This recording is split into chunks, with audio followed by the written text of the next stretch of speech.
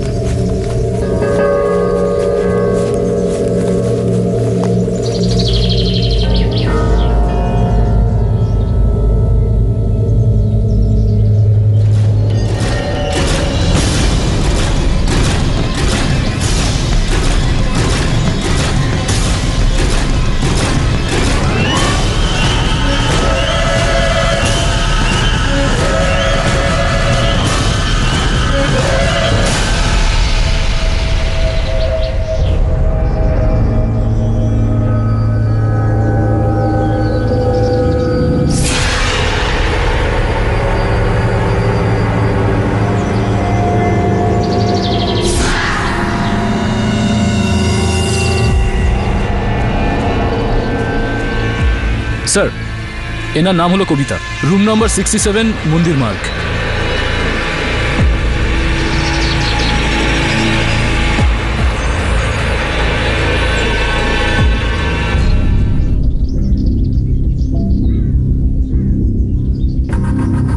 সুধীর, তুমি আমায় কখনোই ছাড়োনি, আর আমার কাছে একটাই রাস্তা পড়ে রইল।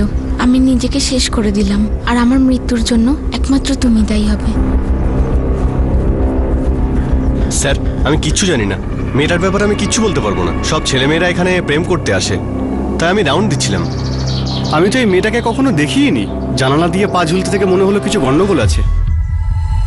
কাছে গিয়ে যখন দেখলাম ওর বডি ঝুলছে। স্যার, বডির কাছে এই সুইসাইড নোট পেয়েছি। সুধীর নামে কারোর জন্য এই মেয়েটি সুইসাইড করেছে। প্রেম সংক্রান্ত কোনো ঝামেলা মনে হচ্ছে স্যার।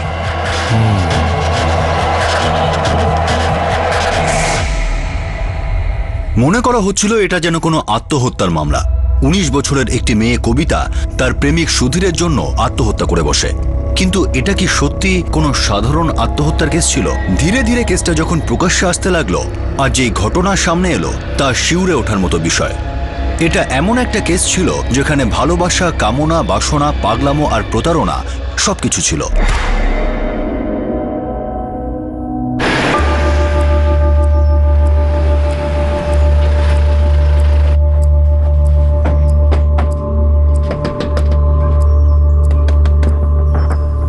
একটু দেখো না কে ডাকছে।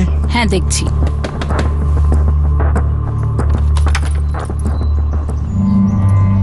কবিতা দেবীর বাড়ি কি এটাই? হ্যাঁ, এইটাই। আমি মা ওর। কি হয়েছে? আমরা ওনার লাশ পেয়েছি। লাশটা শনাক্ত করার জন্য আপনাদের যেতে হবে। শ্রুতি, সাফোকেশনের জন্য মৃত্যু হয়েছে। সুইসাইডের কেস মনে হচ্ছে। যদি আর কিছু থেকে থাকে ডিটেল পোস্টমর্টমের পরেই জানা যাবে।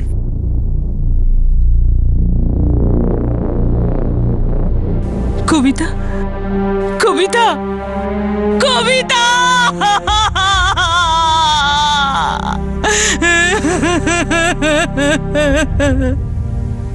সাহেব, আমরা জানি না যে সুধীর কে।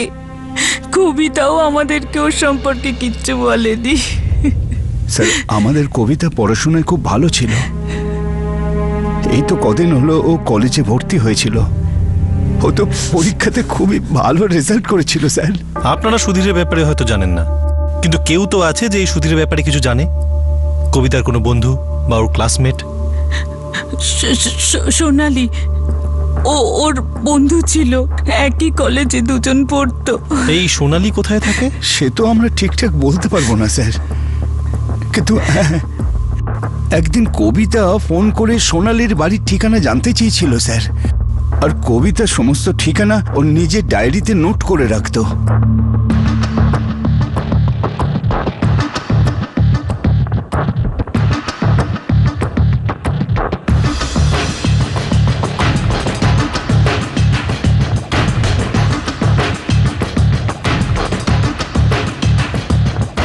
এই হলো ভিকটিমের ডায়েরি আর সুইসাইড লেটার। দুটো লেখা পরীক্ষা করতে আমার একটু সময় লাগবে। ওকে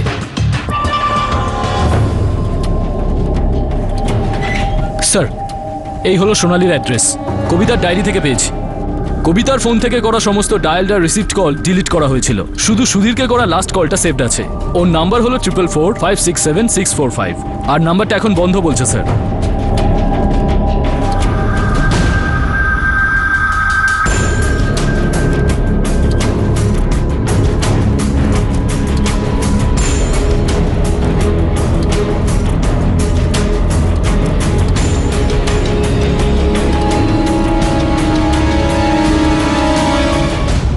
কবিতার মোবাইল থেকে সমস্ত কল ডিলিট করা হয়েছে। একটা ব্যাপার কিছুতেই বুঝতে পারছি না, কেউ একজন সুইসাইড করার আগে কেন এরকম করবে? আর শুধুমাত্র সুধীরের নাম ছেড়ে কল লিস্টের সমস্ত কলগুলো ডিলিট করেছে স্যার। সুইসাইড নোটেও সুধীরের নামই আছে। এতগুলো ইঙ্গিত কি শুধু সুধীরের দিকেই? দেখা যাক এই সোনালির কাছ থেকে সুধীরের ব্যাপারে কিছু জানা যায় কিনা।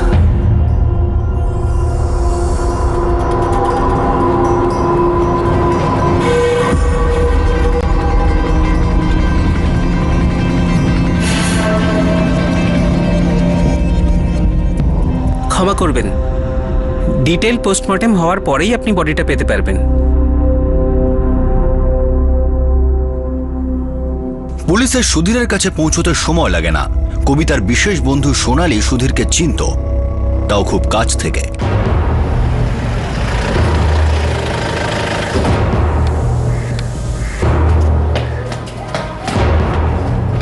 কি হয়েছে স্যার? সোনালি, কবিতা তোমার খুব ভালো বন্ধু ছিল, তাই না? হ্যাঁ স্যার, কবিতা আমার ভালো বন্ধু ছিল। ছিল ছিল মানে কি স্যার? সোনালি, কবিতা সুইসাইড করেছে। কবিতার মোবাইল থেকে আমরা সুধীরের নম্বর পেয়েছি। নাম্বারটা হলো 444567645। সোনালি, এটা তো... তুমি সুধীর নামের কাউকে চেনো? সুধীর আমার দাদা, এই নাম্বারটাও দাদারই। কি বলছেন স্যার? সুধীর কি করেছে? সুধীর কোথায়? কিন্তু দাদা করেছে কি স্যার? কবিতা সুসাইড নোটে লিখেছে যে সুধীরের জন্য সে আত্মহত্যা করছে। ও কোথায়? স্যার, দাদা তো ব্যাংকের পরীক্ষা দিতে গেছে। মনে হয় কিছু একটা গন্ডগোল হচ্ছে। দাদা এরকম করতেই পারে না। কবিতার ফোন থেকে শেষ কল সুধীরকেই করা হয়েছিল, আর উনি সুইসাইড নোটেও সুধীরেরই নাম লিখেছেন।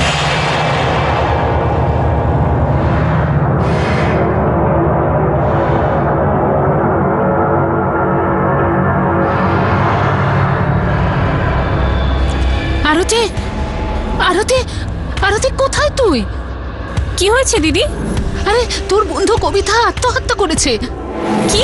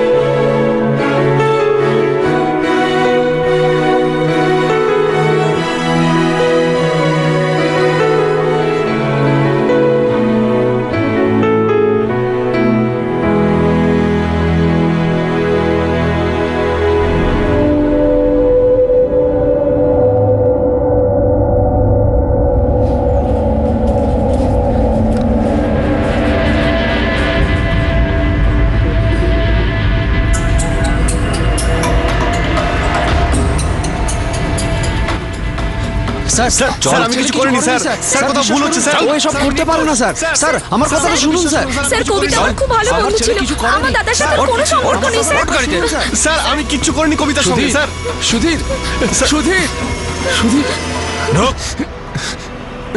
স্যার স্যার আমি শুধু ব্যাংকের পরীক্ষা দিতে গিয়েছিলাম আর আপনারা যে পুরনো বিল্ডিং এর কথা বলছেন সেখানে কোনোদিন আমি যাইনি আর আমি কবিতার সঙ্গে কেন যাব ওখানে স্যার বিশ্বাস করুন কবিতার সঙ্গে আমার কোনো সম্পর্ক ছিল না কবিতা আমার বোনের বান্ধবী ছিল ওর ক্লাসমেট ছিল স্যার স্যার প্লিজ আমাকে বিশ্বাস করুন তোমার তো বন্ধু ছিল না, তাহলে মরার আগে কেন তোমাকে ফোন করেছিল? আমি জানি না যে ও আমাকে কেন ফোন করেছিল এমনিতেও স্যার ওকে যদি ফোন করার থাকতো আমি নিজেই ওকে ফোন করতাম স্যার কেন? ও তো তোমার বন্ধু ছিল না, তাহলে তুমি কেন ওকে ফোন করতে? স্যার আমার বোনের কাছে মোবাইল নেই স্যার তাই ওর ব্যাপারে খোঁজ নিতে হলে আমি কবিতাকেই ফোন করতাম স্যার হয়তো এই জন্যেই কবিতার মোবাইলে আমার নাম্বার স্টোর করা রয়েছে স্যার স্যার আমার কথা বিশ্বাস করুন স্যার স্যার আমি কিছুই করিনি স্যার স্যার আমি নিরপরাধ আমাকে কেসে ফাঁসানো হচ্ছে স্যার কেউ স্যার আমি অনেক বোঝানো সত্ত্বেও কবিতা একটুও শুনল না। এতে কিন্তু তোমারও অনেকটা দোষ আছে শ্রুতি। তুমি যদি সেদিন আমাকে না আটকাতে এইরকম ঘটনা ঘটতো না। খুব ভালো হয়েছে ও মরে গেছে, যন্ত্রণার হাত থেকে তো মুক্তি পেয়েছি।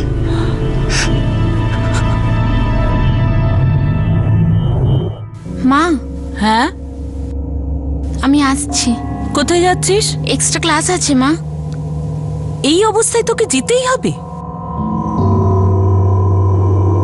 আমি বলছিলাম যে তুই কলেজটা ছেড়ে দে, তুই কতদিন আর লুকিয়ে রাখবি? আমি তাড়াতাড়ি চলে আসবো। শোন আসছি। কবিতা, আমারই ভুল ছিল, আমার ওকে যেতে দেওয়াই উচিত হয়নি। এমন কিছু কি ছিল যেটা কবিতার বাবা মা প্রভাকর আর স্মৃতি বেগা জানতেন? এমন কিছু যেটা ওনারা ছাড়া আর কেউ জানতো না, আর ওনারা সেটা আটকাতে পারতেন? এই কেসে এমন কি ছিল যেটা এখনো পর্যন্ত সামনে আসেনি? ডিটেল পোস্টমর্টম হয়ে গেছে। অন্য কিছু জানা গেল? হ্যাঁ, কবিতা আসলে প্রেগনেন্টও ছিল। ওর পেটে প্রায় 4 মাসের একটা বাচ্চা ছিল। কি? আর শুধু তাই নয়, ওর পেটে কিছু মাত্রায় বিষও পাওয়া গেছে। মৃত্যুর সময় কবিতার পেটে 4 মাসের বাচ্চা ছিল, আর বিষেরও ট্রেস পাওয়া গেছে। উনি আত্মহত্যা করবে বলে ঠিক করে নিয়েছিলেন, সেই জন্য উনি বিষ খেয়ে নিজেকে ফাঁসিতে ঝুলিয়ে দেন, যাতে কোনো রকম ভাবে বেঁচে না যান। কোনো মেয়ে এমন কেন করবে? হতে পারে এসব নিজে থেকেই করেছে, বা এরকম হতে পারে যে অন্য কেউ এসব করিয়েছে। এতক্ষণ তো আমাদের এটা একটা সুইসাইড কেস বলেই মনে হচ্ছিল, কিন্তু হতে পারে এটা কোনো একটা মার্ডার কেস। স্যার, এই সুধীরেরও ফোনের লাস্ট লোকেশন বলছে ব্যাংক এক্সাম সেন্টার, যেমন ও আমাদের বলেছিল। আচ্ছা, এই সুধীর আমাদের বিভ্রান্ত করার চেষ্টা করছে না তো? কবিতা লাস্ট কল সুধীরকে করেছিল, আর সুইসাইড নোটেও সুধীরেরই নাম আছে। সমস্ত এভিডেন্স তো সুইসাইডকে ইঙ্গিত করছে। আবার এরকমও হতে পারে যে সুধীর ব্যাংক এক্সামিনেশন সেন্টারে তার ফোনটা ছেড়ে আসে এবং কবিতার কাছে এসে কবিতাকে মার্ডার করে, একটা পারফেক্ট প্ল্যানিং এর সাথে। স্যার, সুইসাইড নোটের হ্যান্ডরাইটিং আর ভিকটিমের ডায়েরির হ্যান্ডরাইটিং দুটোই সম্পূর্ণ আলাদা। আমি ডাউট করছি যে দুটো নোট একজনের লেখা নয়।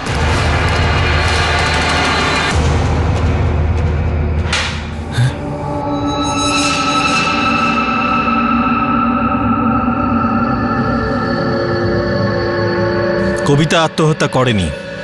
আমি জানি না যে আত্মহত্যা করেছিল কিনা, কিন্তু আমি এটা জানি যে আমাকে এই কেসে ফাঁসানো হচ্ছে স্যার। তোকে ফাঁসানো হচ্ছে? ও আত্মহত্যা মোটেই করেনি, ও প্রেগনেন্ট ছিল। 4 মাসের বাচ্চা ছিল ওর পেটে। প্রথমে ওকে বিষ খাওয়ানো হয়, তারপর ঝোলানো হয়। সুইসাইড একটা নাটক ছিল যেটা তুই লিখেছিস। আমি কিছু। আচ্ছা, একটা কথা বল, ওর বাড়ির লোক জানতো যে ও প্রেগনেন্ট ছিল? কি হলো বল? স্যার আমি জানি না যে ও প্রেগনেন্ট ছিল কিনা। স্যার আমি শুধু এটুকু জানতাম যে ও আমার বোনের বান্ধবী ছিল। এছাড়া স্যার আমি কিচ্ছু জানি না স্যার। স্যার আমার কথা বিশ্বাস করুন স্যার, আমার কোনো মেয়ের সঙ্গে কোনো অ্যাফেয়ার নেই স্যার। স্যার আমি তো স্যার আমার ক্যারিয়ারে ফোকাস করছি স্যার। স্যার কেউ আমাকে ফাঁসাচ্ছে, কেউ প্ল্যান করে এটা করছে। আর স্যার আপনি আমাকে স্যার আমি কিচ্ছু করিনি স্যার। স্যার আমি নির্দোষ স্যার। আমি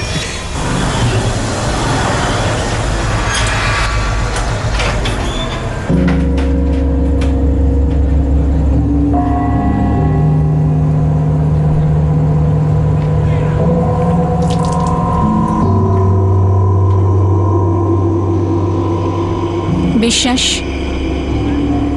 কবিতা আত্মহত্যা করেছে। কি?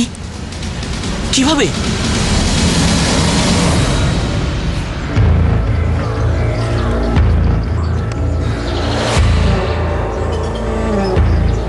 স্যার এই ইয়াং ছেলেমেয়েরা স্যার এখানেই লুকিয়ে প্রেম করে স্যার, এই জন্যই স্যার মাঝে মধ্যে রাউন্ড দিই আমি।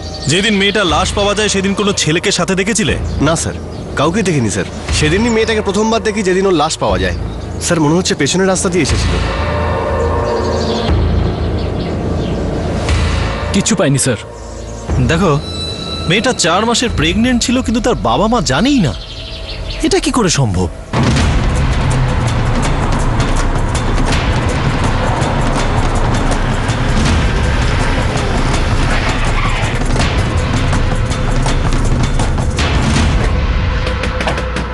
প্রথমে আমাদের মনে হচ্ছিল যে আপনার মেয়ের মৃত্যু একটা সুইসাইড কেস, কিন্তু এখন মনে হচ্ছে এটা মার্ডার কেস।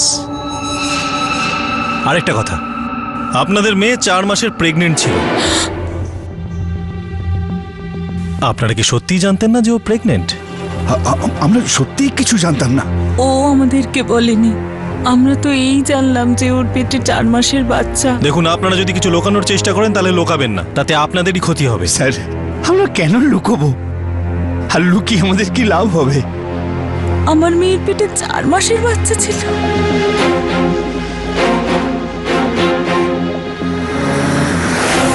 এটা হতেই পারে না যে বাড়ির লোকেরা কিছু জানতো না। আমার পুরো বিশ্বাস বাড়ির লোকেরা প্রেগন্যান্সির ব্যাপারে নিশ্চয়ই কিছু জানতো। ওরা হয়তো এই জন্য লুকাচ্ছে যে কবিতার তখনও বিয়ে হয়নি। স্যার, ওনাদের মেয়ে যদি 4 মাসের প্রেগনেন্ট হয় তাহলে নিশ্চয়ই ওনারা কোনো গাইনির কাছে গিয়েছিলেন। ঠিকই বলেছে, এই শহরটাও এত বড় নয় যে তাকে খুঁজে পেতে আমাদের খুব একটা প্রবলেম হবে। আগে হ্যাঁ, কবিতা আমার কাছেই এসেছিল, ও প্রেগনেন্ট ছিল। আপনি পুলিশ স্টেশন চলে আসুন, একটু কথা আছে। কবিতা প্রায় 2 মাস আগে আমার কাছে এসেছিল। আচ্ছা, কবিতা কি একাই এসেছিল হাসপাতালে? আগে না। তাহলে ওর সাথে আর কে এসেছিল? ওর মা এসেছিলেন সঙ্গে। আপনার মেয়ে প্রেগনেন্ট, 8 সপ্তাহ হয়েছে। ডোন্ট ওয়ারি, বেবি একদম ঠিক আছে। কিন্তু ওনারা তো বলছেন এই প্রেগন্যান্সি ব্যাপারে ওনারা কিছু জানেন না। মিথ্যে বলছেন, উনি সবটাই জানতেন। তবে হ্যাঁ, উনি এই প্রেগনেন্সিটা নিয়ে খুশি ছিলেন না। আপনি কি জানেন এই বাচ্চাটা বাবা কে ছিল? না, আমি জানি না। ওনারা ক্লিনিকে তারপরেও একবার এসেছিলেন, কিন্তু তখনও বাবার ব্যাপারে কিছুই বলেননি। আপনার চেক করা 2 মাস পরে কবিতার মৃত্যু হয়। তার মানে এটাই যে এই বাচ্চাটার বাবা বাচ্চাটাকে জন্ম দিতে চেয়েছিল, না হলে কবিতাকে অ্যাবর্শন করতে হতো। আর একটা কথা তো পরিষ্কার, কবিতার বাবা মা কবিতা প্রেগন্যান্সি ব্যাপারে নিশ্চয়ই জানতো। আর ওনারা এটাও জানতেন যে ওনাদের মেয়ে বিয়ের আগেই প্রেগনেন্ট হয়ে গেছেন। দেখুন, ওনাদের পার্সোনাল ব্যাপার নিয়ে আমি কিছুই জানি না। তবে হ্যাঁ, একটা কথা আমি বলতে পারি যে কবিতার মা বাবা সেই সোসাইটিতে বিলং করেন যেখানে অ্যাবর্শনকে পাপ বলে ধরা হয়। না তুই কবিতাকে বিয়ে করতে চেয়েছিলি, না তুই কবিতার অ্যাবর্শন করতে চেয়েছিলি, সেই জন্যই তুই ওকে মেরে ফেলেছিস।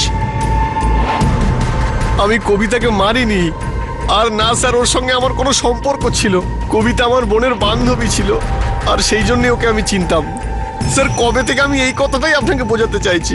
স্যার, আপনি বুঝতে কেন চাইছেন না? কেন কেন আমাকে হ্যারাস করছেন আপনারা? আমি মারিনি কবিতাকে, আমি মারিনি স্যার।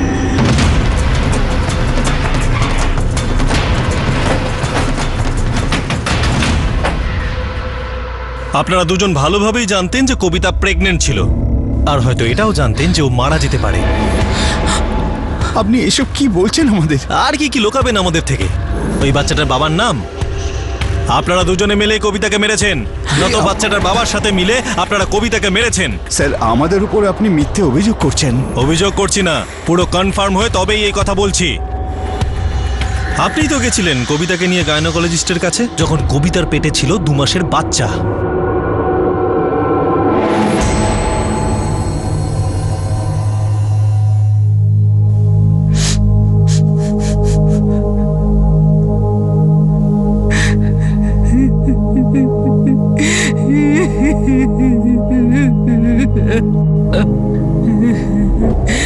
আমি ওকে বুঝিয়েছিলাম যে ও ভুল করছে, কিন্তু ও আমাদের একটা কথাও শোনেনি। ও আমাদের ঠকাচ্ছিল। ও নিজেই নিজের পায়ের উপর কুড়ুল মেরেছে। বাচ্চাটার বাবার নাম কি? বিশ্বাস। বিশ্বাস কম তো।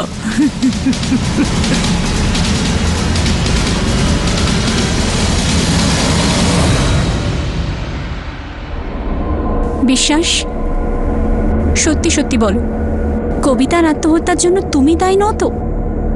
কি বলছো তুমি এইসব? তোমার মাথা খারাপ হয়ে গেছে নাকি? যা খুশি তাই বলে যাচ্ছ। এর সাথে আমার কোনো সম্পর্ক নেই। কবে ভুলে গেছি ওকে। মিথ্যে বলো না একদম। তোমার নজর সবসময় ওর দিকেই থাকতো, ওই দিন থেকে যেদিন তুমি আমাকে বিয়ের জন্য দেখতে এসেছিলে।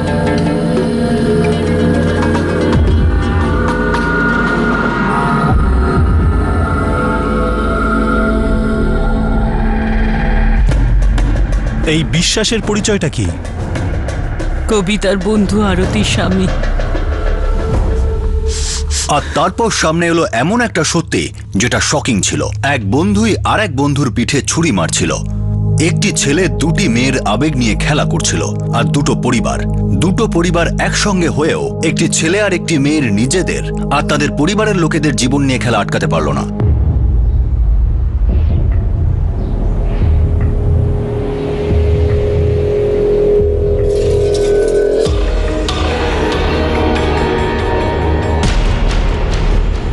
তোর কেমন লাগলো ওকে? আমার তো ভালোই লেগেছে। আমারও। তোর কি মনে হয় ও আমাকে বিয়ে করতে রাজি হবে?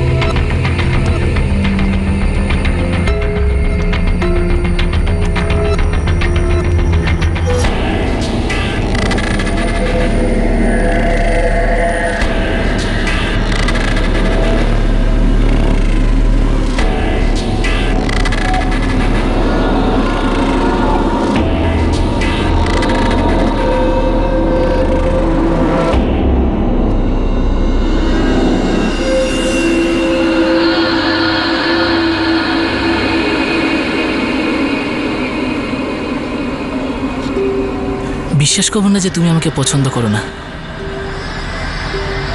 লুকিয়ে লুকিয়ে আমাকে দেখো, তাই না? হ্যাঁ, কিন্তু তুমি এখন আমার বন্ধু আরতির স্বামী। কিন্তু তবুও তুমি আমাকে পছন্দ করো, তাই না?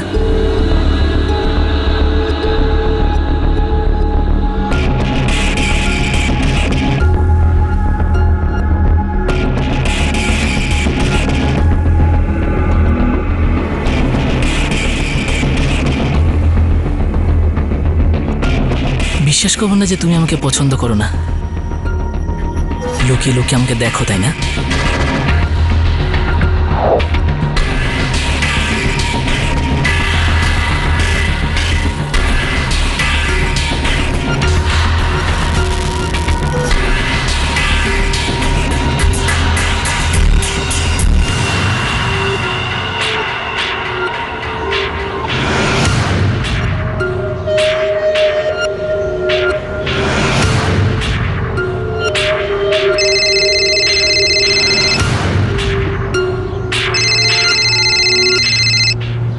হ্যালো হ্যালো, বলো কবিতা। আমি তোমার গলার স্বর চিনি। আরতি আছে?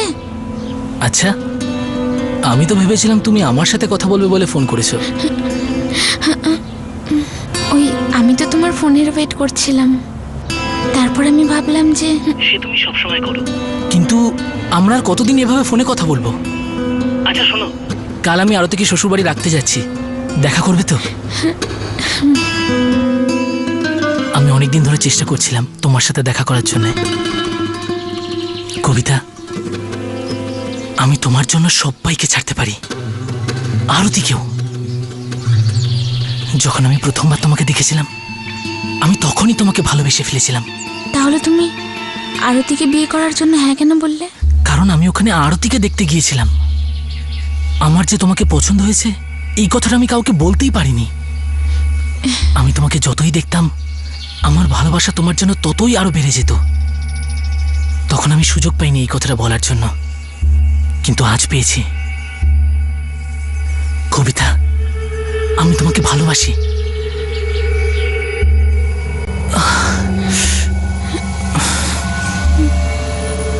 কবিতা ওর বন্ধু আরতিকে ঠকাচ্ছিল, কিন্তু একদিন আরতি সবকিছু জেনেই ফেললো।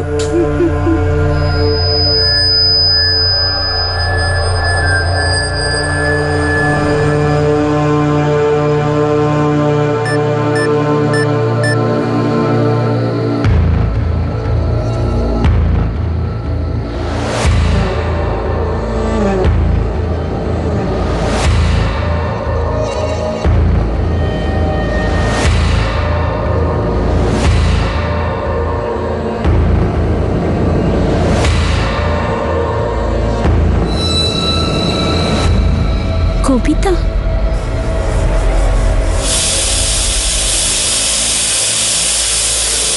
কবিতার মেসেজ এসেছিল না গতকাল রাত্রে? তুমি আমার সব থেকে ভালো বন্ধুর সাথে চক্কর চালাচ্ছ, লজ্জা করলো না তোমার? কি উল্টোপাল্টা কথা বলছো তুমি?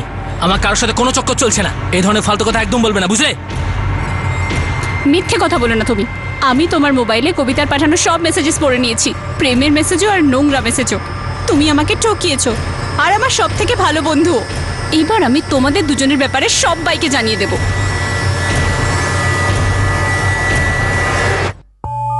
কবিতা, কেমন বন্ধু তুই আমার? তুই আমার স্বামীর সাথে সম্পর্ক রাখছিস আর আমারই পিঠে ছুরিটা মারলি। এটা ঠিক কথা দিদি। আরতি যে কথাটা বলছে না, ওটা একেবারে ঠিক কথা। আপনারা একটা কথা ভালো করে শুনে নিন, কবিতাকে আরতির সংসার বরবাদ করতে আমরা দেব না। ভালো হয় আপনারা কবিতাকে ভালো করে বোঝান, না হলে আগামী দিনে যেটা হবে তার দায়িত্ব কিন্তু আপনাদের উপর বর্তাবে। 1 মিনিট রঘুবাবু, 1 মিনিট। কবিতা, এগুলো কি সত্যি? কবিতা, আমি তোর মুখ থেকে শুনতে চাইছি।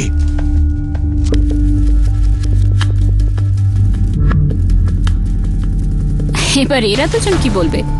এরা দুজন যা করেছে তা এদের দুজনের মোবাইলের মেসেজেস দেখলেই বোঝা যাবে। আর যদি আপনারা বিশ্বাস না করেন তো নিজেরাই দেখে নিন। রঘুবাবু, আমার মেয়ে যা অন্যায় করেছে তার জন্য আমি আপনার কাছে ক্ষমা চাইছি। আমি অবশ্যই বোঝাবো মেয়েকে, কিন্তু আমি এটা বিশ্বাস করি না যে সব দোষ শুধু আমার মেয়েরই। এক্ষেত্রে বিশ্বাসও খানিকটা দায়ী। প্রভাকর বাবু, আমি জানি আমাদের দিকেও ভুল আছে, সেই জন্য আমরা ভদ্রতার সঙ্গে কথা বলছি। দেখুন, এই ব্যাপারটা আর বাড়তে দেওয়া মোটেই উচিত নয়। আমাদের সম্মান বাঁচাতে যেটা করা উচিত সেটা কবিতা তুমি আর বিশ্বাস তুমি দুজনেই একে অপরের সাথে কথা বলা কিংবা মেলামেশার একদম চেষ্টা করবে না। এটা কথা দাও সবাইকার সামনে।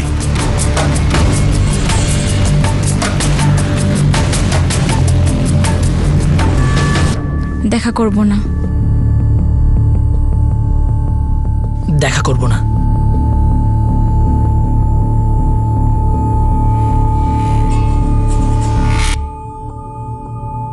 আরতিকে ওর মা বাবা বুঝিয়েছিল, কিন্তু কবিতার বিশ্বাস কখনোই বোঝেনি। সবাইকে কথা দেওয়া সত্ত্বেও সবার চোখের আড়ালে ওরা দুজন দেখা করতে থাকলো। নে, এই তরকারিটা তো তোর ভালো লাগে। কি হলো? আরে কি হলো? এই কবিতা, আরে কি হলো? কবিতা, কি হলো? কি হলো? কবে থেকে এরকম বমি হচ্ছে? 1 সপ্তাহ ধরে।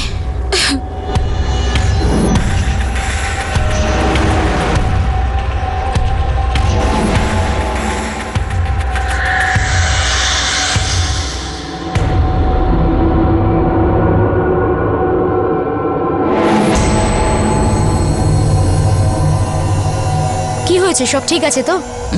কিছু না, কিছু না।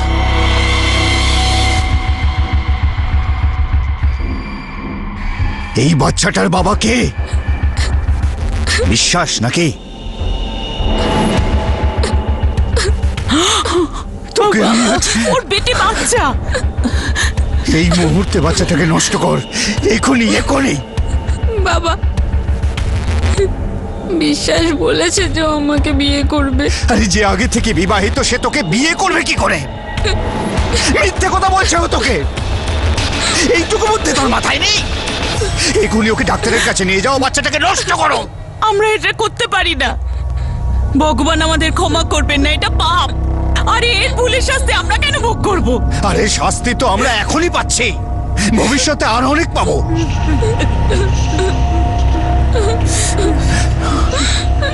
যদি ও বিয়েও করে না একে, তাহলে সেটা আরতির প্রতি অন্যায় হবে। আমরা কথা দিয়েছি রঘুবাবুকে, কবিতার জন্য আরতির জীবনটা মোটেই নষ্ট হতে দেবো না। এখন আমি কি করে মুখ দেখাবো ওদের? আমার মেয়ের পেটে বাচ্চা আর তার বাপ বিবাহিত।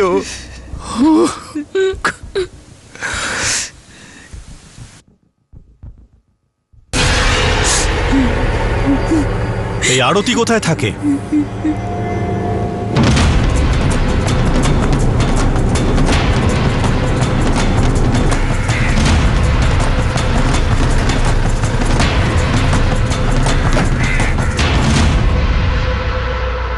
ও তো কাজে গেছে সাহেব।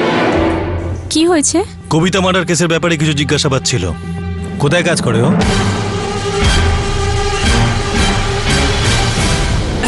স্যার আপনি আমার কথাটা তো শুনুন স্যার। স্যার আমার কবিতার সাথে কোনো সম্পর্ক ছিল না স্যার। আমি তো স্যার আমি সত্যি কথা বলছি স্যার। স্যার আমি কিচ্ছু করিনি স্যার। স্যার আমার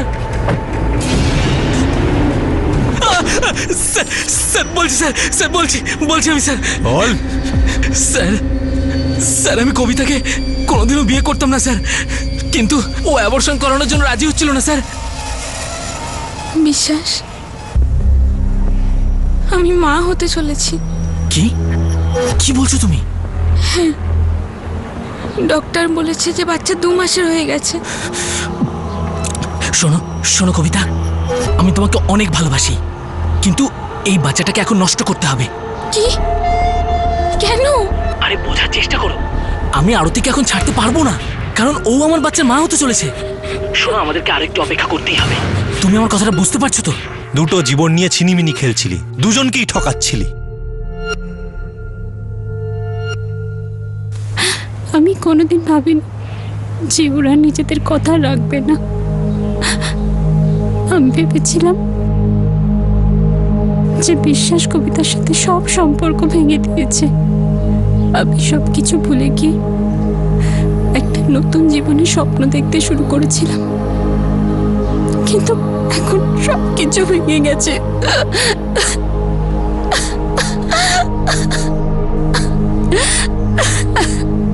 কবিতা মোটেই সুইসাইড করেনি, তুই ওকে মেরেছিস। স্যার আমি ওকে বোঝানোর অনেক চেষ্টা করেছিলাম, বাচ্চাটাকে নষ্ট করে ফেলো, কিন্তু একটাই জেদ ধরে বসেছিল স্যার।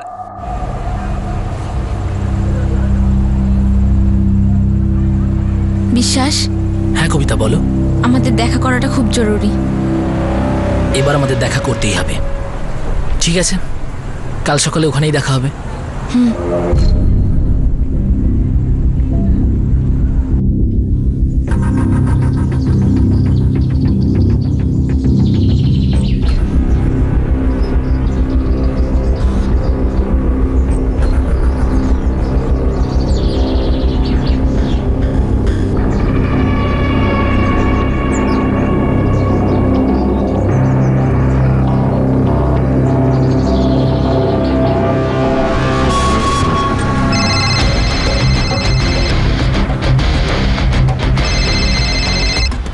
আমি 10 মিনিটের মধ্যে যাচ্ছি।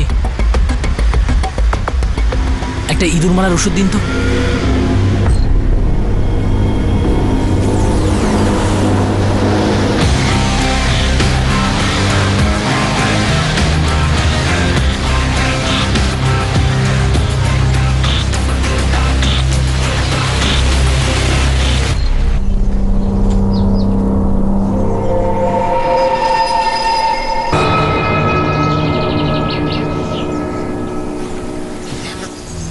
বিশ্বাস, বিশ্বাস এই বাচ্চাটাকে আমি নষ্ট করতে চাই না, এটা পাপ।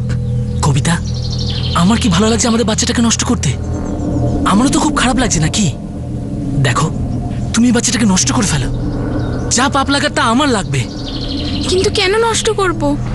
বিশ্বাস, এটা আমাদের বাচ্চা, আমার এই বাচ্চাটাকে চাই। আমি জানি কবিতা, কিন্তু আরতি প্রেগনেন্ট না হলে পরে আমি ওকে ছেড়ে দিতাম, কিন্তু আমি এখন এই কাজটা করতে পারবো না। শোনো, একবার ওর বাচ্চা হয়ে যাক, তারপর 1 বছরের মধ্যে তোমাকে বিয়ে করে ফেলবো। তাহলে আরতির কি হবে?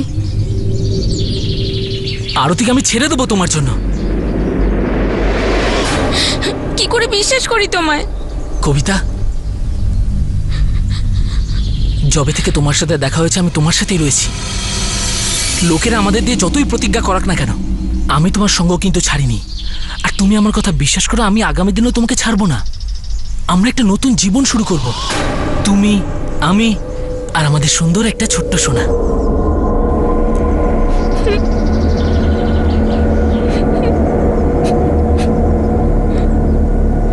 আমার তোমার উপর ভরসা আছে, বিশ্বাস।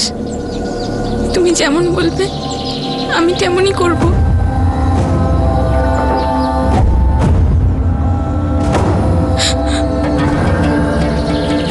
এই নাও, এটা একটা আয়ুর্বেদিক ওষুধ, শুধু তোমার জন্য বানিয়ে নিয়ে এসেছি। এটা খেয়ে নাও, এতে তোমার কোনো কষ্টও হবে না আর বাচ্চাটাও নষ্ট হয়ে যাবে, কেউ কিচ্ছু জানতে পারবে না। এই নাও, খেয়ে নাও।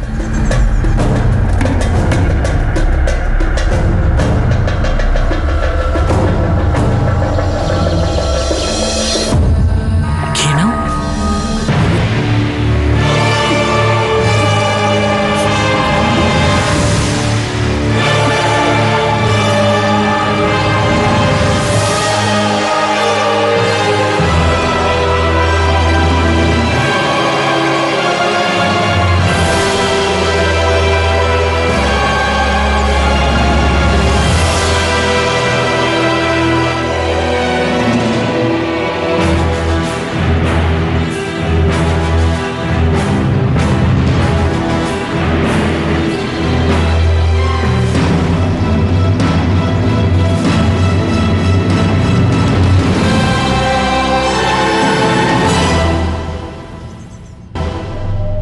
কবিতাকে খুন তুই করলি, কিন্তু সুধীরকে খুনি সাজালি।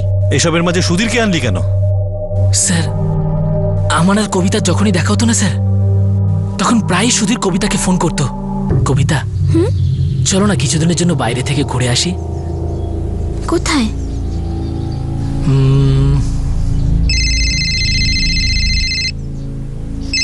এক মিনিট। হ্যালো, হ্যাঁ সুধীর, হ্যাঁ হ্যাঁ কালকে আমি দেখা করে কথা বলছি। ওকে, বাই।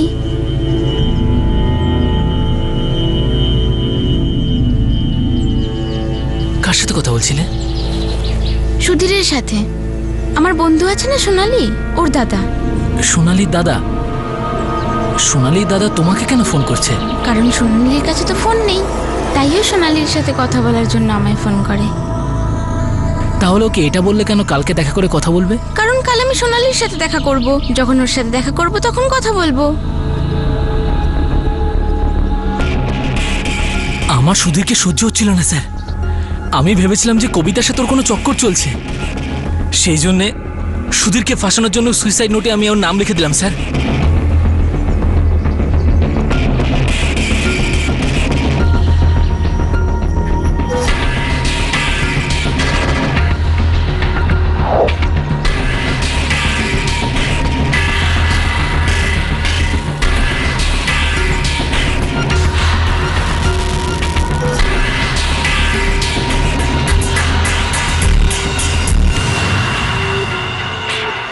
বেশ শালা, তুই জানিস একসাথে কতগুলো নিরাপরাধ লোকের জীবন নষ্ট করেছিস তুই? কবিতা, ওর পেটে বাড়তে থাকা বাচ্চা, তোর স্ত্রী আরতি, তার পেটেও বাড়তে থাকা বাচ্চাটা কবিতার মা বাবা, তোর নিজের মা বাবা।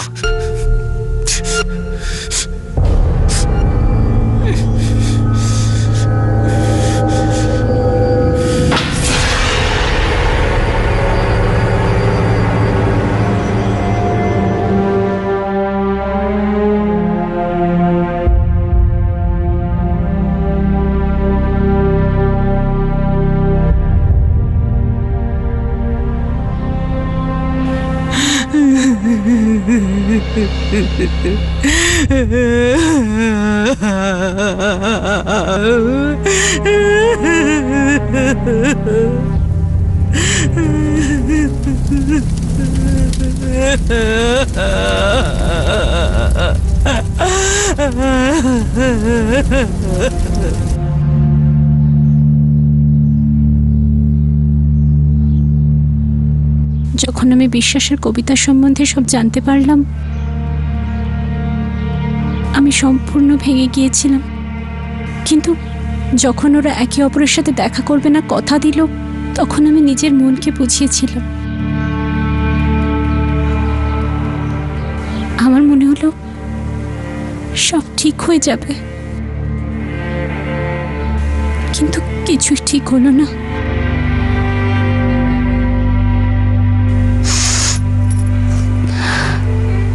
ভুলটা আমারই ছিল। আমার আগেই বুঝে যাওয়া উচিত ছিল যে লোকটা, যে মেয়েটা আমার পেছনে এত কাজকর্ম করে বেড়াতে পারে, তারা যা ইচ্ছে করতে পারে।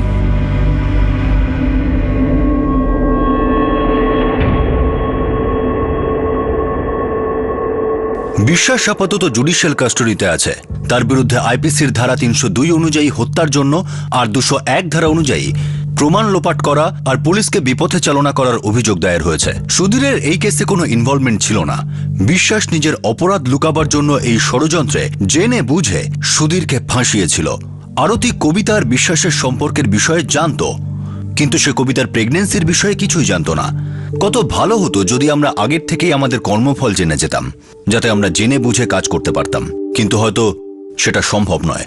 কত ভালো হতো কবিতা যদি সময় থাকতে এটা উপলব্ধি করতে পারত যে যেই মানুষটার দিকে সে আকর্ষিত হচ্ছে সে তার বন্ধুর স্বামী হতে চলেছে, আর সে ওর সঙ্গে কোনো সম্পর্কই না গড়ত। সম্পর্ক তৈরির পরেও যদি কবিতা এই বিষয়টা অনুভব করতে পারত যে সে ঝগড়া আর অশান্তির পরিবেশ সৃষ্টি করছে, তাহলে সে নিজেকে থামিয়ে নিত। আরতি যদি আগে থেকেই জানতে পারত যে তার বন্ধু আর তার স্বামী মিলে তারই পিঠে ছুরি মারছে, তাহলে হয়তো সেই বিয়েতে রাজি হতো না। বেশিরভাগ অপরাধের ক্ষেত্রে এটাই বোঝা যায় যে যদি সময় থাকতে কিছু সঠিক পদক্ষেপ নেওয়া যেত, তাহলে হয়তো ঘটে যাওয়া দুঃখজনক মর্মান্তিক ঘটনা এড়ানো যেত। পরিণতি ভালো হতে পারত যদি মগজ সতর্কভাবে আর বুদ্ধিমত্তার সঙ্গে ব্যবহার করা যেত। সতর্ক হওয়ার অর্থ এই নয় যে আমরা শুধুমাত্র পরিণতির বিষয়ে ভাবব। সতর্ক থাকার অর্থ হল সঠিক সময় নেওয়া সেই পদক্ষেপ যা আগামীর সমস্যাগুলিকে কাটিয়ে উঠতে সক্ষম হবে, বিশেষত এটা জানা সত্ত্বেও যে আমাদের আগামীর কর্মফল খারাপ। আপনাদের সাথে আবার দেখা হবে ক্রাইম পেট্রোল সতর্কতা আরও একটা নতুন কেস নিয়ে। ততক্ষণ নিজের খেয়াল রাখবেন, সুরক্ষিত থাকবেন, আর মনে রাখবেন সঠিক সময় সঠিক পদক্ষেপ। সতর্ক থাকুন। জয় Hind. For more updates, subscribe to our channel, click the show links and enjoy watching the videos.